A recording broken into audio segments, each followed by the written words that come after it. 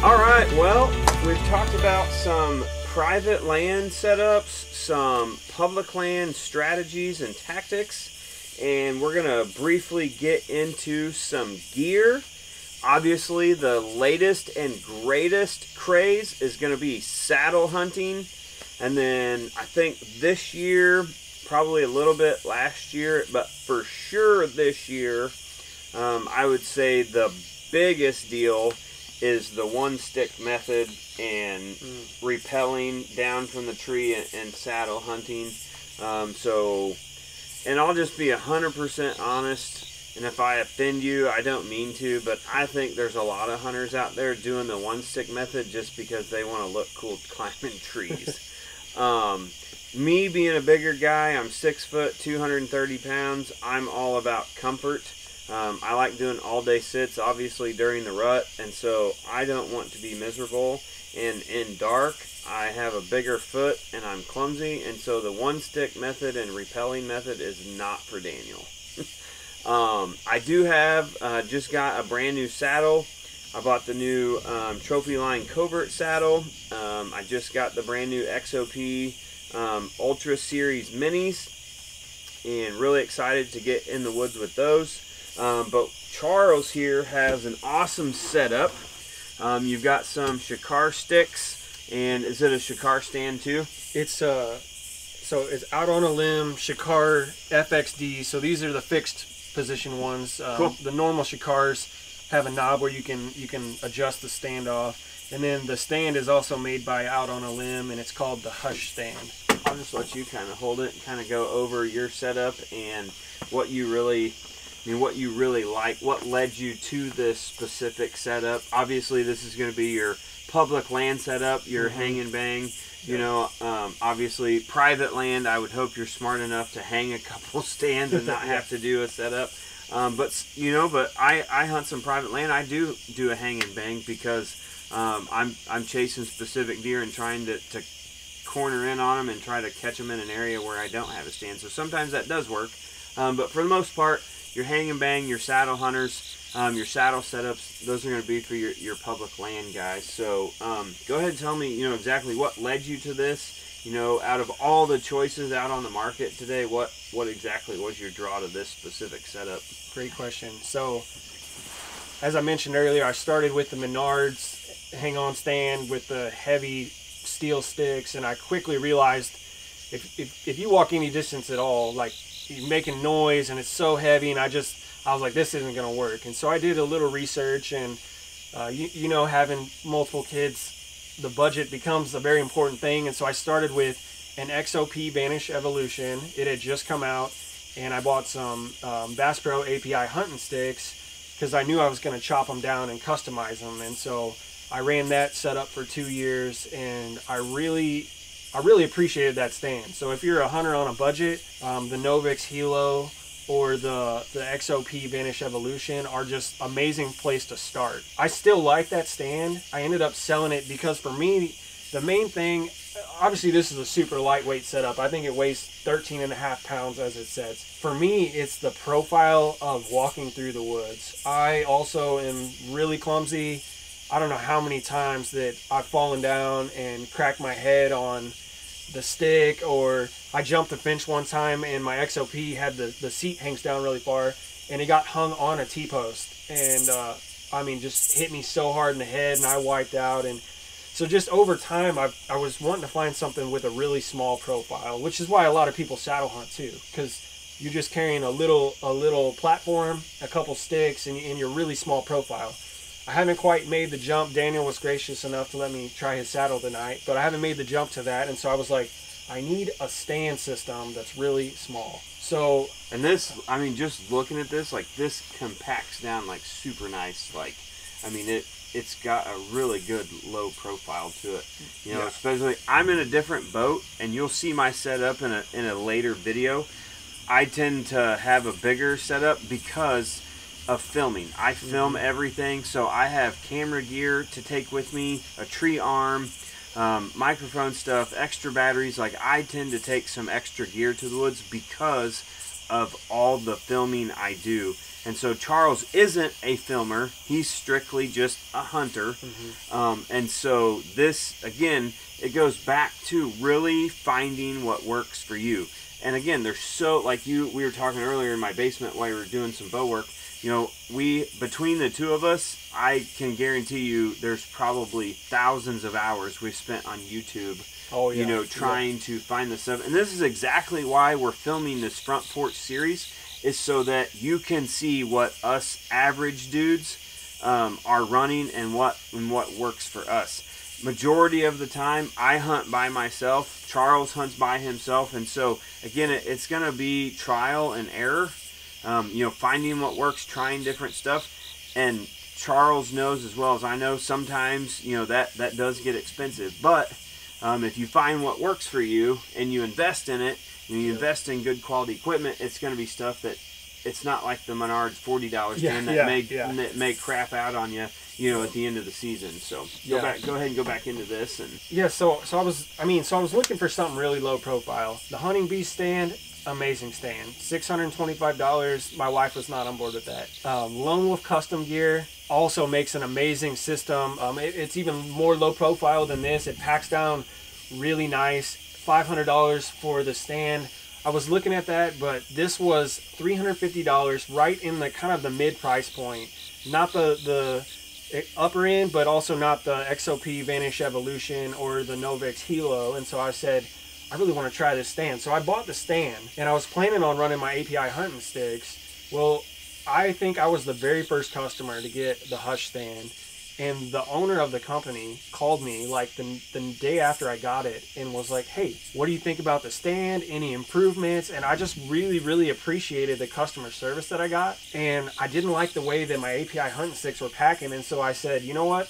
I'm going to sell my entire old setup, a whole bunch of gear, and I'm going to buy the Shikar FXDs to go with the stand, just because I appreciated the owner of the company so much. And he keeps in contact with me even still. And so that's kind of why I ended up going with the Out on a Limb Hush and also the Shikar sticks. I'm not sponsored by them. I'm not pro staff, anything like that. I appreciate high quality American made product. It's a small business, and so I just really appreciated that about him. Right on. And so also I would say I'm a very much a minimalist. Some people carry a lot of stuff, and that's just not me. I don't even usually take a pack.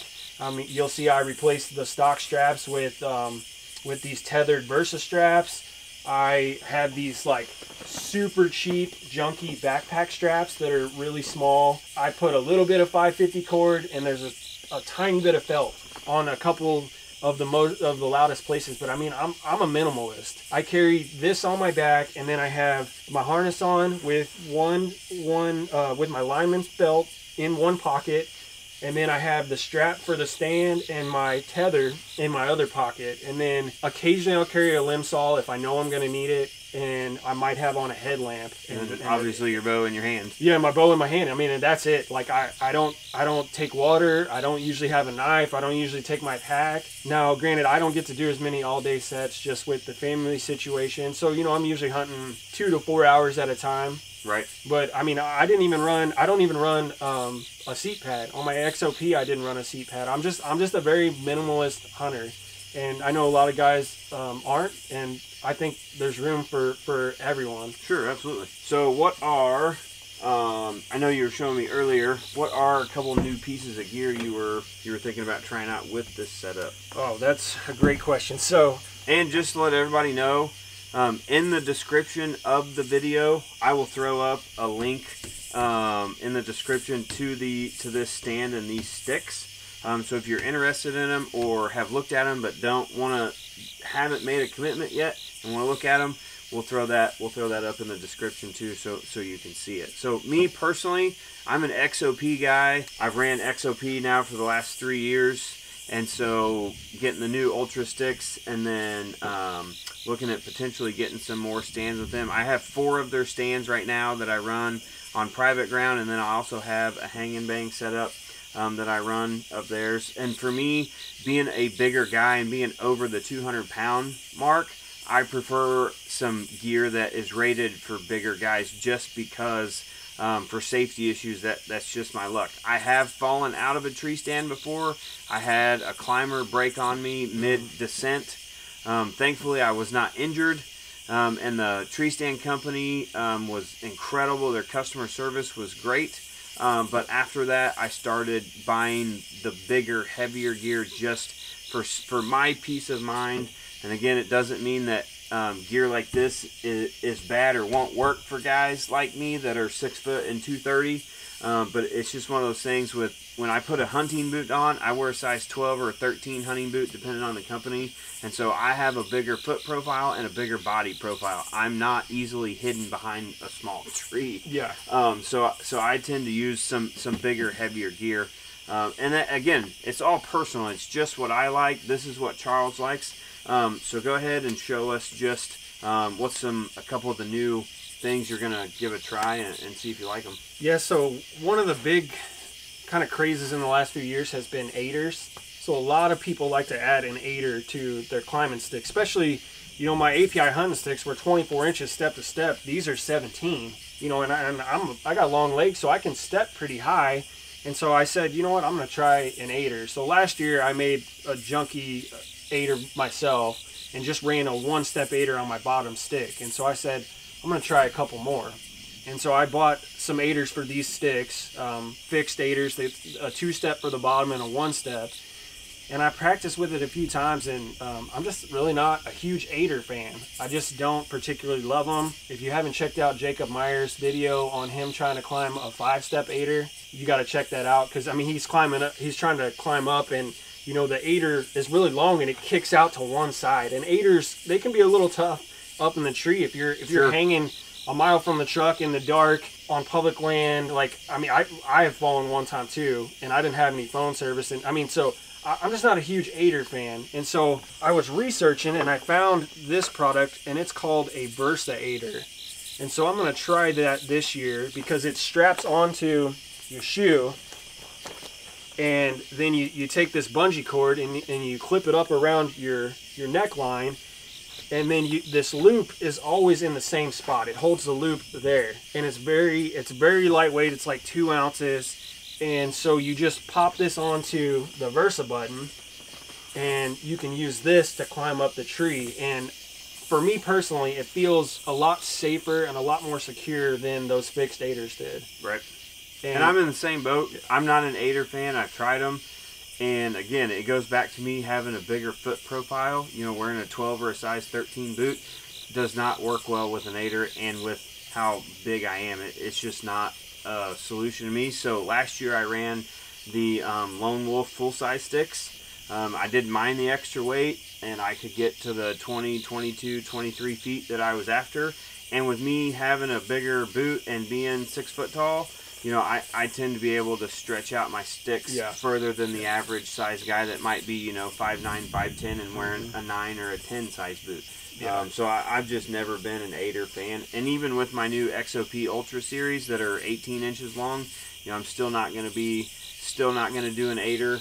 I've tried it, and again, it's just not for me. So that's the great thing about videos like this that we're making, is just being able to figure out what works for you and what doesn't. Because once you find a system that works, stick with it. Yeah. You know, that's the thing about hunting that I would tell people is, yes, there's always got to be the latest and greatest guy, and that if that's who you are, by all means, that's okay.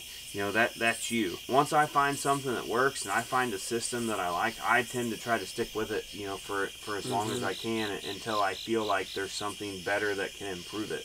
Yeah. So it is nice when you have friends too that have a lot of different setups that you can go and try those things before you buy them. I've tried wire aiders. I've got to try a few things. The one reason I kind of like to use an aider is because if you notice, I have 3 sticks here. I only personally take 3 sticks. I had 4 API hunting sticks. I never ever once used 4 sticks. A lot of times I may only use 2. So I would say I probably hunt a little lower, around the 12 to 16 mark, and I know a lot of guys like to hunt much higher, and there's good reasons to do that with thermals, and I understand why people hunt that high. I just personally don't usually hunt that high.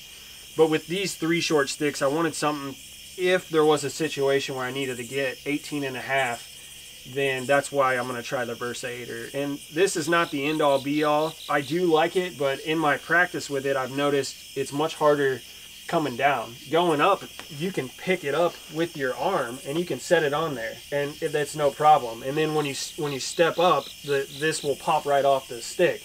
Now when you're coming down though, your leg's in the air and you're trying to hold on to the tree with one hand and you're trying to hit the button. So if you go this route, don't think you're going to buy it the day before season and just go out there. You need to practice with it. Right. You need to practice with no light on, and you need to practice coming down. And so I'm going to give it a whirl for a while, but there's no guarantee I'm going to continue with it. But it's a pretty cool product. The one other product that I'm very intrigued by, I don't know, I haven't used it enough to know if I'm going to love it. This is made by Genesis 3D Printing, and they make a lot of bow hanger. They make a lot of really cool accessories to just help hunters. They make a lot of, for saddles, they make a lot of hooks that you can hang gear off of. Right on. And so this is called their strap stager, I believe. It allows you to put your strap around the tree and you hook that on there, and then it can be hands-free. So you can pick your stand up with both hands and not worry about messing with your strap. I don't know for sure yet if I'm gonna run this or not. I don't like adding things to my system unless it's gonna speed me up pretty significantly, then I don't like adding it. But the one thing that I have done a couple times, which cost me, is drop my strap. You know, I'm trying to hang my stand and I drop the strap out of the tree. Well, with this, you don't have to worry about dropping the strap. So I'm going to continue to test it throughout the season, but so far I really like the concept of being able to stand on my stick, put this up first, and then be able to focus both my hands on setting the stand. Now, you know, the lighter stands are easier to hang, but it's still, it gets a little complicated when you got branches in the way, and you know, anything you can do to help you hang that stand in a safer manner, I'm on board with. And so I'm gonna give this a try and just see if it's for me. And like I said, it may not be, and I'm not afraid to not use it if it's not for me. Because like I said, I don't like adding things. But I will say, last season I had one of the biggest bucks of my life. It was like probably 1 o'clock on some private land back home. I had COVID, and so it was a rough season. So I went back home, and there was this little bitty patch of timber, and there was 2 really bad trees. That was my only options. And I went back and forth, and I was messing around, and I finally decided I'm gonna hunt this tree. I was 2 sticks high and taking my sweet time, and I look up, and one of the biggest bucks I've ever seen in my whole life was coming right into the patch of trees I was in at 30 yards. I scrambled down the tree as fast as I could, and I kind of had the tree shielding me, and I reached down to grab my bow, and I stepped on a leaf, and that deer couldn't have been more than 25 yards away in this little draw, and he took off running. So disgusted with myself because I wasn't going very fast. Now, I'm not saying you need to go fast and be dangerous, but that's 3 times. 3 times I've been in the middle of hanging a setup and got busted by a mature deer. Been in the tree. Twice was during legal shooting light. One was like 5 minutes before on the biggest buck I've ever seen in my life. And so now I try to be more efficient. Anything I can do to be more efficient and get up that tree much quicker.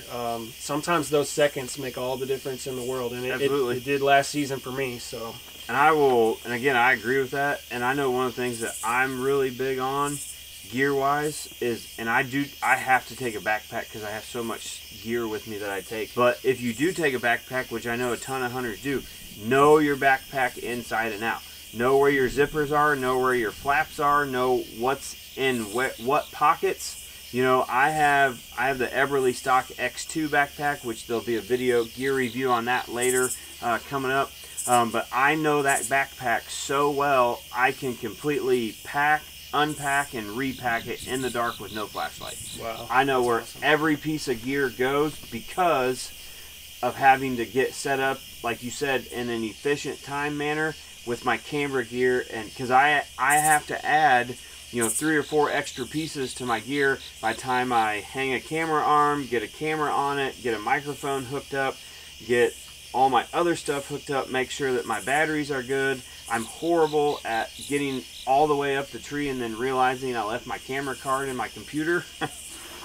So just stuff like that, just knowing your system from the ground to the top and back down is so crucial. Number one, it's safe.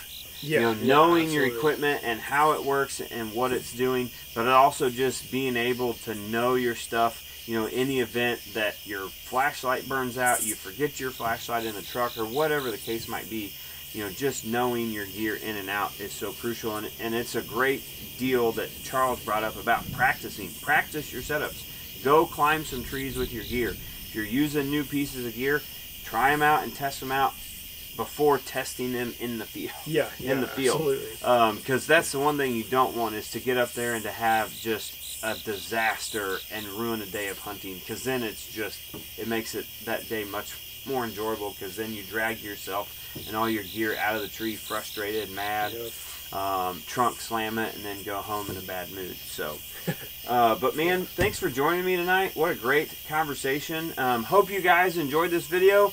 We're planning to do more of the front porch this year. Going to try to line up some different guests from all across hunting in general, just to give you guys as much information as we can. So man, thanks again for coming. I appreciate you driving out to my house and having a good evening. So thank you guys for watching. Be sure to check me out on Facebook, Life with DA, and also right here on YouTube. There'll be a couple descriptions in the video for his stand and sticks, as well as the aider and the tree stand strap that he got from Genesis 3D Printing. So thank you guys. Hunt hard, be safe, and don't forget, anytime you get the chance to take a kid hunting, make sure you get a kid out in the woods and pass it on. God bless, guys, and we'll catch you next time right here on Life with DA.